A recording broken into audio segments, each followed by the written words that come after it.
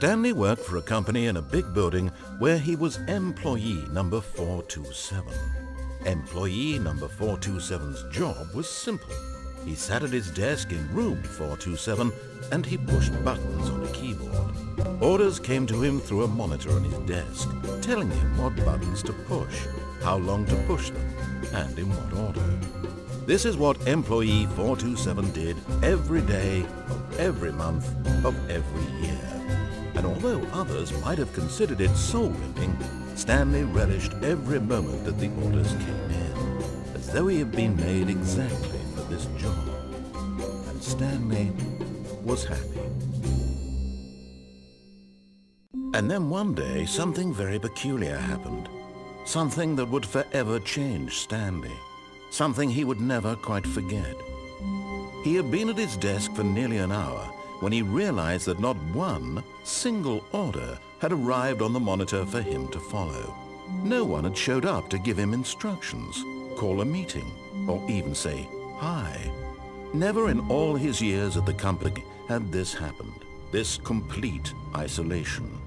Something was very clearly wrong. Shocked, frozen solid, Stanley found himself unable to move for the longest time. But as he came to his wits and regained his senses, he got up from his desk and stepped out of his office.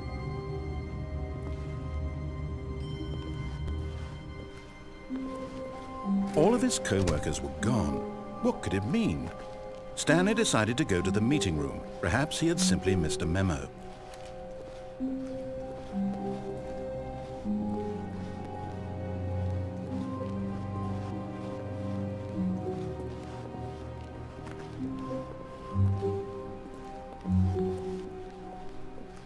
When Stanley came to a set of 2 open doors, he entered the door on his left.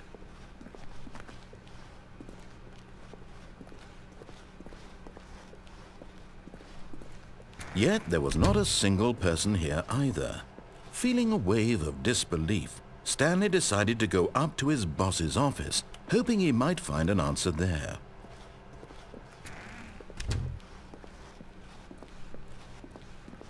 Coming to a staircase, Stanley walked upstairs to his boss's office.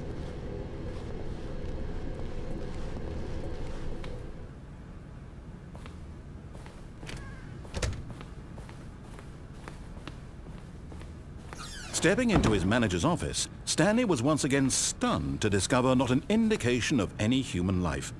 Shocked, unraveled, Stanley wondered in disbelief who orchestrated this. What dark secret was being held from him? What he could not have known was that the keypad behind the boss's desk guarded the terrible truth that his boss had been keeping from him.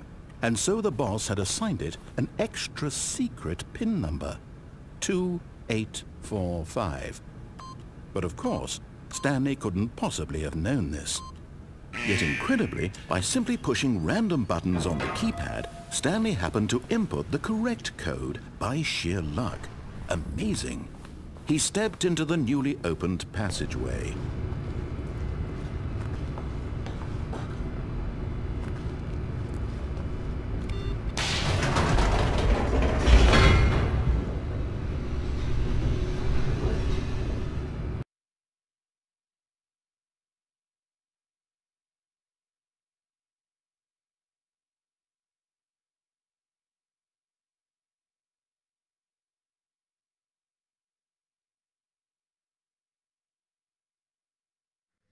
Descending deeper into the building, Stanley realized he felt a bit peculiar.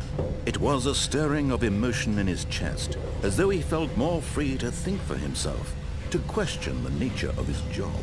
Why did he feel this now, when for years it had never occurred to him? This question would not go unanswered for long.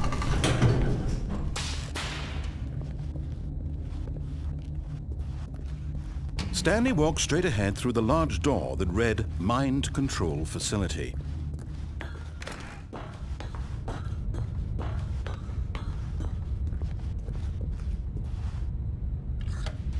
The lights rose on an enormous room packed with television screens. What horrible secret did this place hold? Stanley thought to himself. Did he have the strength to find out?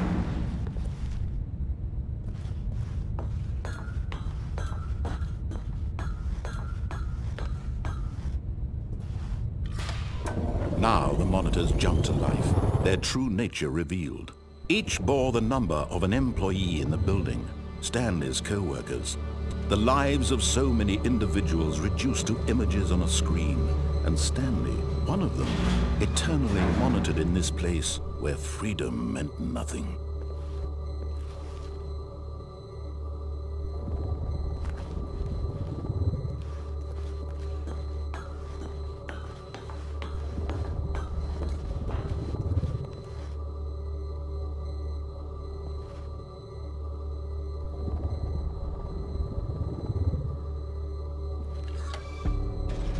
This mind control facility, it was too horrible to believe. It couldn't be true. Had Stanley really been under someone's control all this time?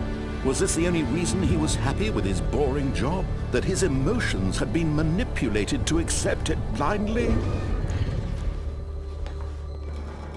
No, he refused to believe it. He couldn't accept it. His own life in someone else's control? Never! It was unthinkable, wasn't it? Was it even possible? Had he truly spent his entire life utterly blind to the world? But here was the proof, the heart of the operation. Controls labeled with emotions, happy or sad or content, walking, eating, working, all of it monitored and commanded from this very place. And as the cold reality of his past began to sink in, Stanley decided that this machinery would never again exert its terrible power over another human life. For he would dismantle the controls once and for all.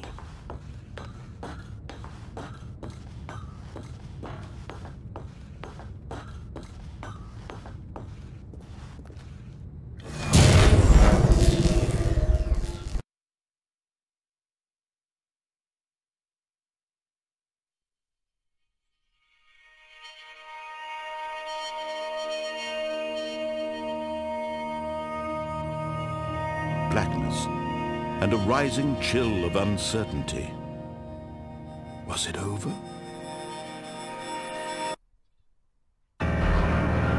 Yes! He had won! He had defeated the machine, unshackled himself from someone else's command. Freedom was mere moments away. And yet, even as the immense door slowly opened, Stanley reflected on how many puzzles still lay unsolved. Where had his co-workers gone? How had he been freed from the machine's grasp? What other mysteries did this strange building hold? But as sunlight streamed into the chamber, he realized none of this mattered to him. For it was not knowledge or even power that he had been seeking, but happiness. Perhaps his goal had not been to understand, but to let go. No longer would anyone tell him where to go, what to do, or how to feel. Whatever life he lives, it will be his. And that was all he needed to know. It was perhaps the only thing worth knowing. Stanley stepped through the open door. Stanley felt the cool breeze upon his skin, the feeling of liberation, the immense possibility of the new path before him. This was exactly the way, right now, that things were meant to happen. And Stanley was happy.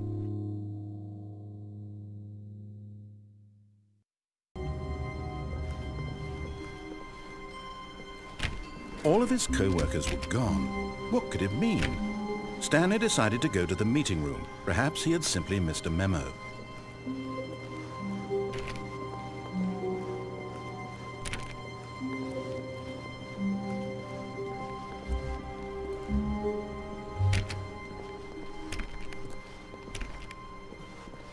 When Stanley came to a set of 2 open doors, he entered the door on his left.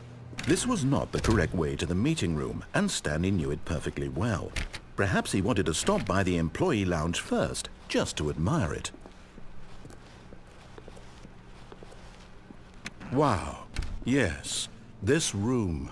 What a beautiful room. What a gorgeous, gorgeous room. Thank goodness Stanley, but eager to get back to business, Stanley took the first open door on his left.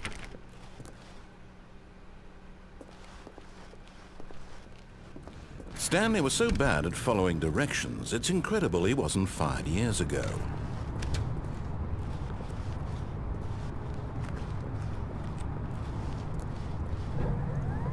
Look, Stanley, I think perhaps we've gotten off on the wrong foot here. I'm not your enemy, really, I'm not. I realize that investing your trust in someone else can be difficult, but the fact is that the story has been about nothing but you all this time. There's someone you've been neglecting, Stanley. Someone you've forgotten about. Please, stop trying to make every decision by yourself. Now, I'm not asking for me, I'm asking for her. This is it, Stanley. Your chance to redeem yourself. To put your work aside. To let her back into your life. She's been waiting.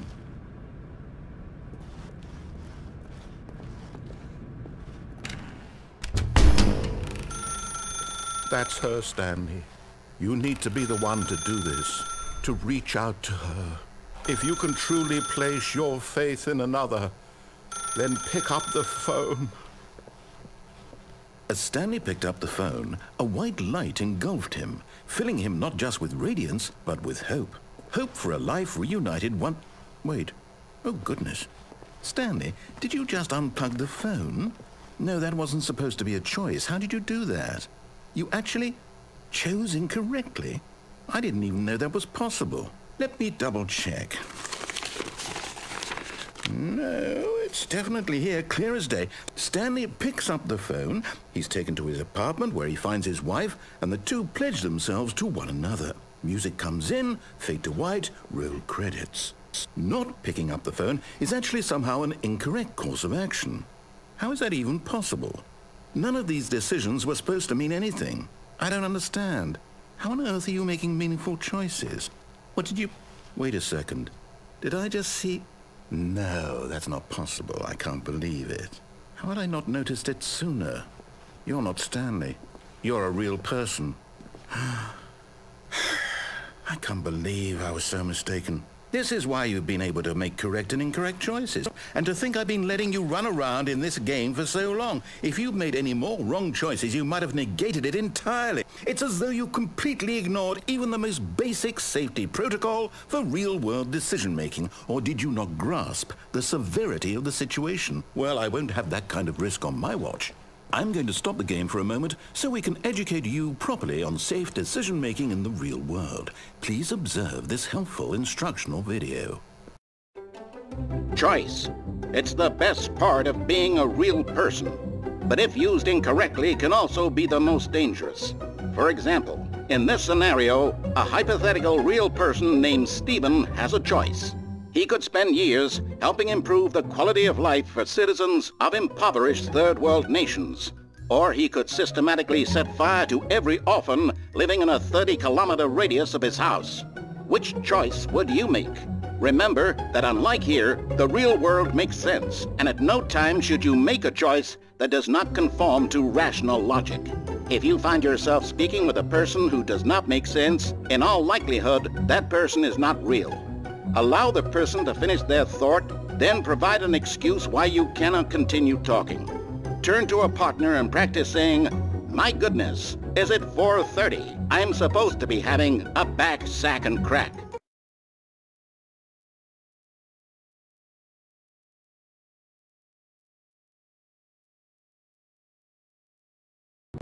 Excellent. Making choices on a regular basis is the best part to a healthy decision-making process. Most medical professionals recommend making at least 8 choices per day. Do you make more than 8? Less?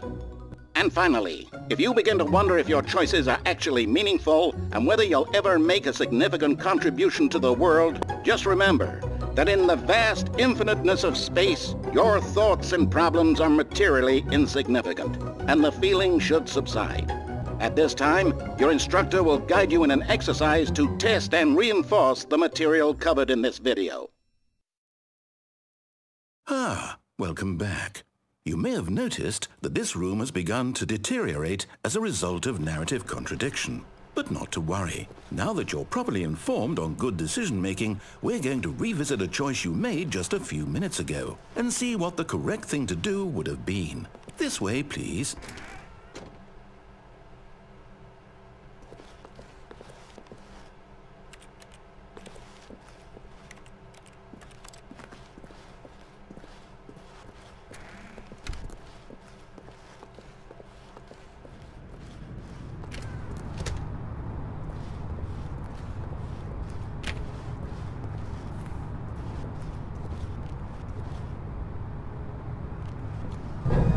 Now that we know your choices are meaningful, we can't have you jumping off the platform and dying. Imagine the main character dying senselessly halfway through the story. That story would make no sense at all. We just need to get you home as soon as possible before the narrative contradiction gets any worse. Unfortunately, it seems this place is not well equipped to deal with reality.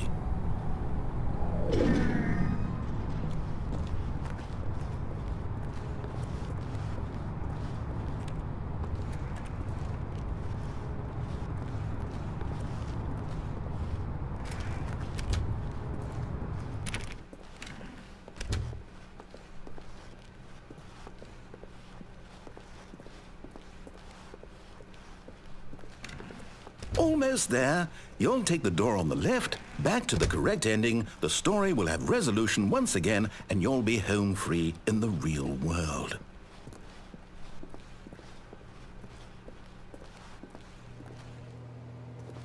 Now remember, all you need to do is behave exactly as Stanley would. That means choosing responsibly and always putting the story first. I'm quite sure you'll be up to the task. Just follow my lead and you'll be fine. All right. When Stanley came to a set of 2 open doors, he entered the door on his left. No! Why did you do that? Quickly, hurry back in the other direction. Perhaps we're not too late.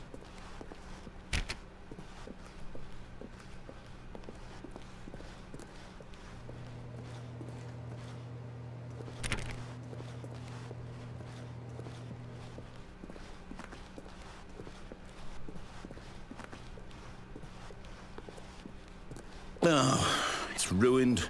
I can't believe, after everything we talked about, that my story, you've destroyed my work. Why? For what?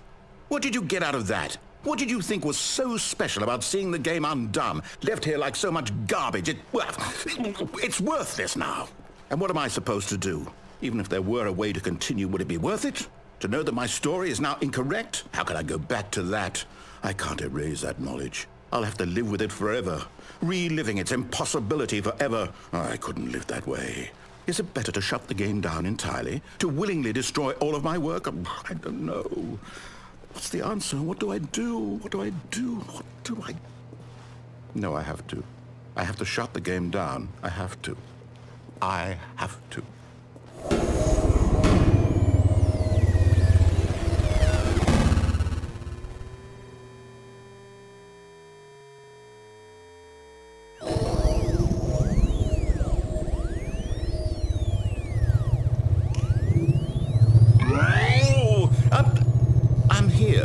I'm still here in this pile of rubbish, with you who thought you were so clever. Now look where we are. My entire game is destroyed. It was the only thing in the world that was mine, and you've run it into the ground. What, did you think that would be funny? You just had to see? Didn't I impress upon you how important it was to be like Stanley? He actually knows how to do what I tell him to. He understands that if I say to do something, there's a damn good reason for it. That thought hadn't even occurred to you, had it? That there's a world outside of you? You're a child. Oh, my story.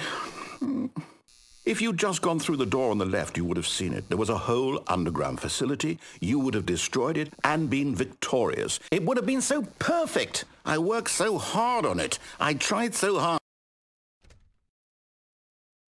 Behave exactly as Stanley would. That means choosing responsibly and always putting the story first. I'm quite sure you'll be up to the task. Just follow my lead and you'll be fine. All right. When Stanley came to a set of 2 open doors, he entered the door on his left. No! Why did you do that? Quickly, hurry. Behave exactly as Stanley would.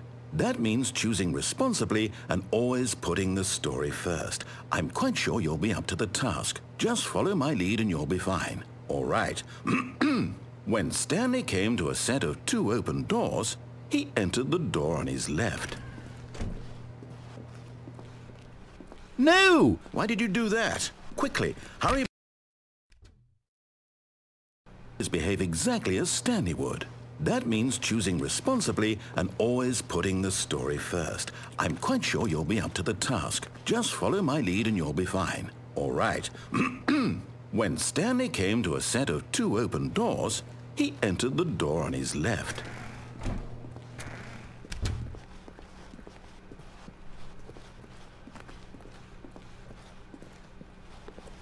Yet there was not a single person here either. Feeling a wave of disbelief, Stanley decided to go up to his boss's office, hoping he might find an answer there. Coming to a staircase, Stanley walked upstairs to his boss's office.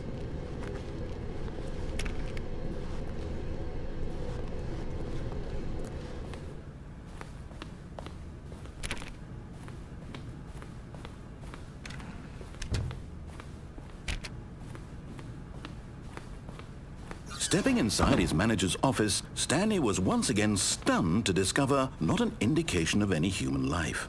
Shocked, unraveled, Stanley wondered in disbelief who orchestrated this, until he saw the door with a voice receiver next to it. Surely behind this door lay all the answers to his questions. And beyond all probability, he knew the passcode. He had seen it on his boss's computer just last week. Nightshark 115. Was this the code to open the door? Would it still work? There was only one way to find out. Stanley had been trained never to speak up, but now he would draw from within himself the courage to face the unknown. He drew a sharp breath and then spoke the code.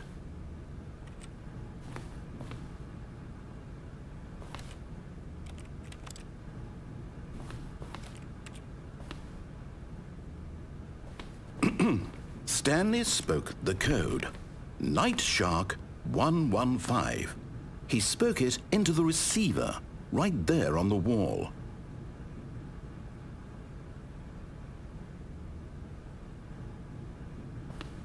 I'm sorry, is there a problem? You didn't mishear me, did you? Please speak the code into the receiver. Otherwise we can't get on with the story. This is a crucial step.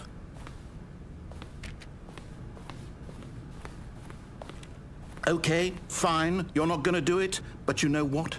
It's pretty humiliating to bring you this far, only for you to suddenly decide you have better things to do. I asked you for this one single thing, for your respect.